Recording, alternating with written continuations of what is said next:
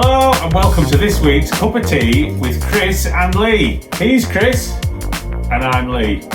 I'm just wondering, Chris, really, how are you? Because we haven't seen you. You know, I'm just wondering how you're getting on. Are you staying warm? Are you keeping safe? Are you not losing your mind with boredom? Because we're missing you here. Hi Leigh, I am, thanks. Keeping warm. Stay inside and still wearing my shorts.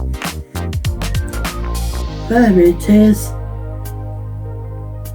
I'm missing you by Puff Daddy.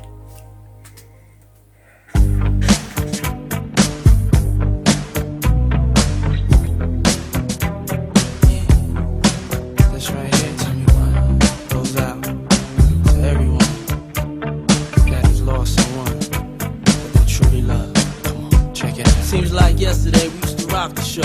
I laced the track, you locked the flow. So far from hanging on the block for dough.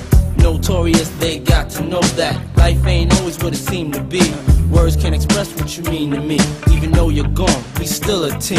Through your family, I'll fulfill your dreams. In the future, can't wait to see if you open up the gates for me. Reminisce sometime. The night they took my friend. Try to black it out, but it plays again. I hope you like that song, Chris. I hope you got the connection there. We're missing you. Yeah, because we are. We're all missing you. I've just got a bit of news, and that is some of the Storm staff have already had their vaccines, so that's good. Yeah, we'll all probably have them eventually at some point. So my next song, it's a bit obscure, but it's called My Recovery Injection, and it's by Biffy Clyro. I'm missing you all too. But keeping busy with my music. Here it is, my buffering touching my by Quawa.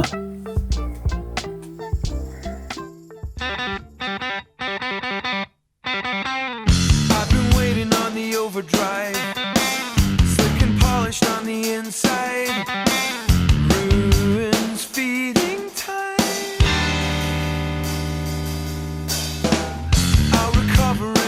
Room in remission from a real mood. Sit down and wait your turn.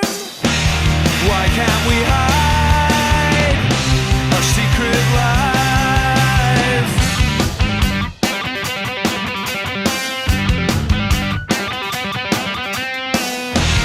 Why can't we climb this useless height? You hide your Hope you enjoyed that. Bit obscure, but we like a bit of Biffy. So I do have a joke actually for you, Chris, because I thought you might be asking me for a joke, so I'm going to ask you for a joke. But first of all, I'm going to say a joke, and that is, why do bees have sticky hair? I don't know. Why do the bears have sticky hair? Because they use honeycombs. Oh yes.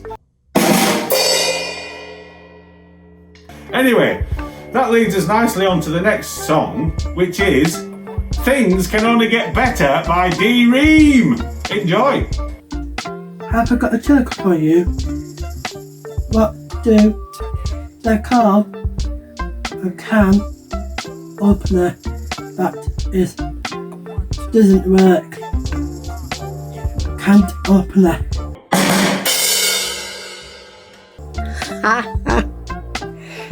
Deep Stream Can Better by D-Ream.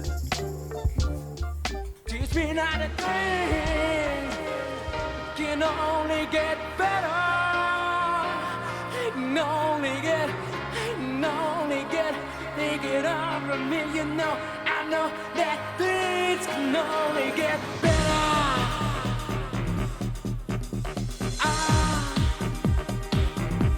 Sometimes lose myself in me. I lose track of time, and I can't see the woods for the trees. You set them alive, but the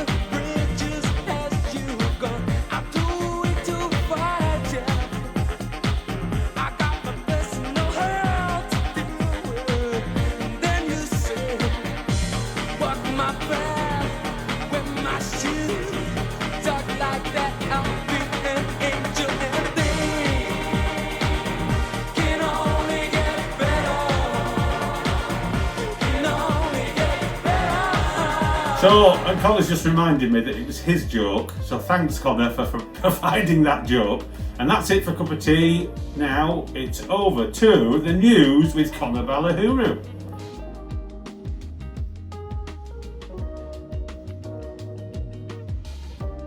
Hello and welcome to Storm News. I'm the always versatile David Dumbledore, and today my co-host is Terps, Josh T.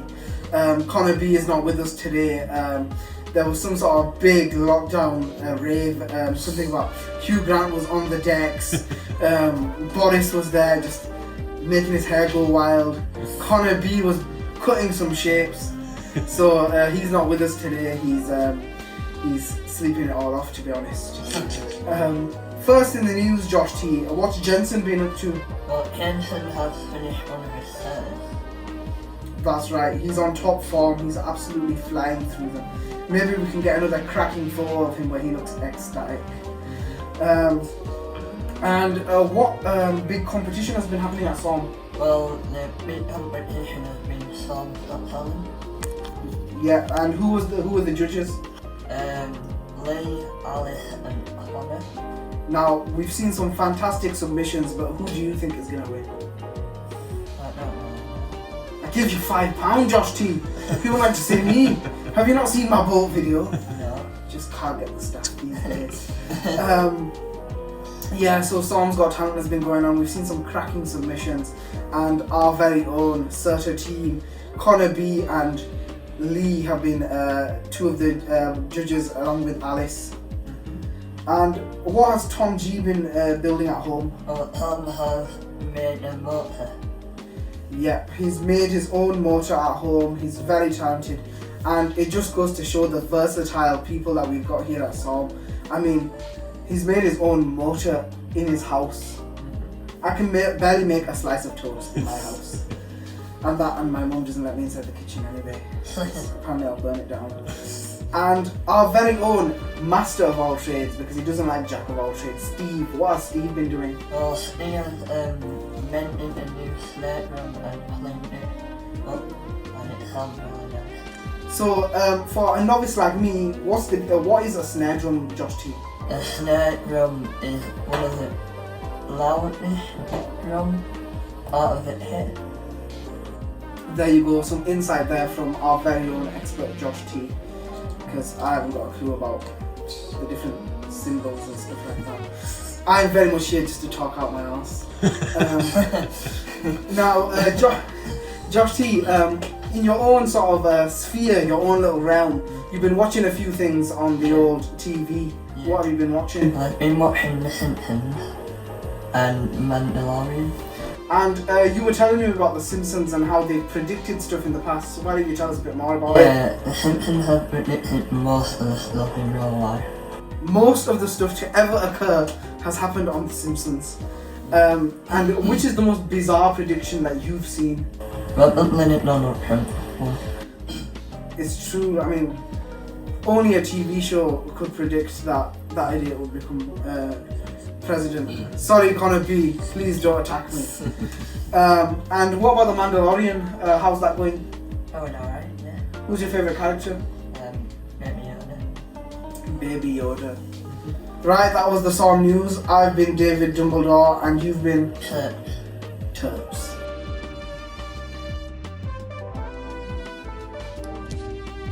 This is Connor B on Tip Sports. Well, hello there. It is I, David Dumbledore, your host of Terp Sports News. And today, I am particularly pleased because United won 9-0 last night against a decimated Southampton side. Still, clinical is clinical and 9-0 is 9-0. I mean, Liverpool can't say they've hit that. Can they, Connor B? I want to know, as my first question, what is the biggest embarrassment you guys have seen on the sporting field in your time watching sports? I remember back in the day, Liverpool beat United 4-1 one time, and Osina lobbed Van der Sar for one of the goals, and I just thought this is the most embarrassing thing ever, because you know, when you're a kid, sports is just the be-all and end-all of life, isn't it? On your question, Riz, Yeah, United won 9-0, but I remember Southampton being down to 10 men, 9 men even. The second red, should it be the red? Who knows? And VAR, as usual, does its rubbish job. But the biggest defeat, well, I've seen would probably be the Aston Villa beating Liverpool 7-2. Crazy.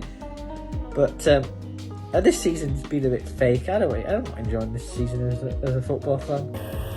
One of the biggest embarrassment in the recent one was Leeds versus Man U. That was 6-2 to Man U. Thanks for that, guys. Another question that I've been wondering is, Jurgen Klopp this week said that it isn't just in Hollywood that these beautiful stories, that these Cinderella stories occur, that sports is almost like the perfect reflection of full life in terms of the highs, the lows, the unexpected and stuff like that. So I want to know, in terms of the sporting sort of world, which is like a story that's really grabbed your attention and you're thinking, wow, that is incredible that happened, that person faced such adversity. So things like Mo Farah being a refugee from Somalia and becoming like one of our greatest Olympians ever, or they made that film The Blind Side about Michael Ower, who was homeless, and then Leanne Tui took her in and then he made it to the NFL. So something like that. I want to know about a story that you guys have heard that's really gripped your attention in the sports world. I think Luke Modric, because he wrote in the one, look at him now, he's a professional footballer. For me, this, to answer your question, I think it's Marc Antonio at West Ham, to play from non-league and now to be a centre forward at West Ham who were really flying. They're really good, the Hammers. Forever blowing bubbles. Thanks for that, guys. Now it's time for some predictions. So Leeds United, Tony's team, some say he's actually bought like a box to watch his beloved Leeds at Ellen Road. So hopefully when the pandemic is over, fingers crossed, the whole Storm family will be at Tony rooting for his new team with Bielsa on the back of our shirts. All on Tony, by the way. I want to know, do you guys think Leeds are going to get a result against Everton tonight? And also, Liverpool, who have really started to get going after that emphatic victory against Spurs, are playing Brighton and Hove Albion, I believe. Yeah, I think so. And I want to know whether you think that's going to be an absolute battering from Liverpool. I predict the Leeds in 2-1 to Everton and the Liverpool in 1-0 to Brighton. To answer your question, hopefully Leeds can do better with Tony as a supporter, because Bradford didn't really have much success, but Bradford doing really well now because there's no Tony there.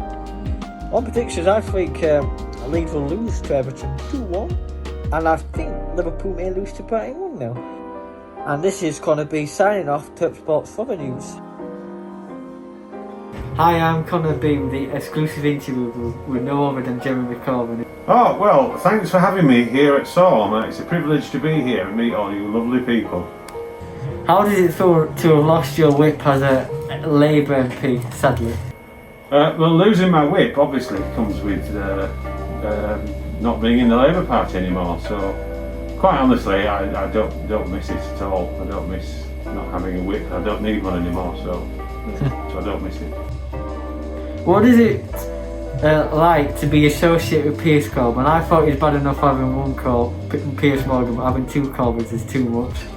Well, being associated with Piers Corbyn, I mean, he's my brother. What can you say? When you have a brother or you're related to somebody, you're always connected to them, and you just have to deal with it the best way you can. He's got his own opinions, I've got my own opinions, but we're not the same person, so don't tar us with the same brush. How do you think Keir Starmer's doing?